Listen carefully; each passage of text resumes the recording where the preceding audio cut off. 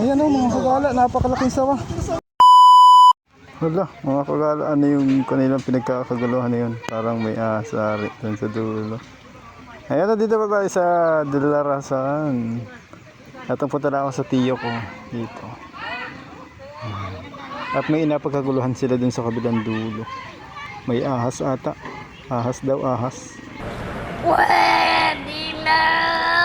Hala, wala na. Namatay na siguro. Ginaruti na nila ng ginaruti kasi. Gago! Ayan o mga kagala, napakalaking sawa. Napakalaking sawa mga kagala.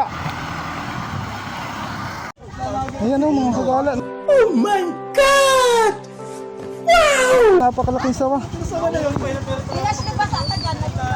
Nahuli nila. Dito po nahuli. Pasok na niyo, baka may makakita pa ng kanya. May push yan, Ayan, thank you so much mga kagala. Magandang hapon at ingat po sa madulas na daan kasi maulan na naman ang panahon.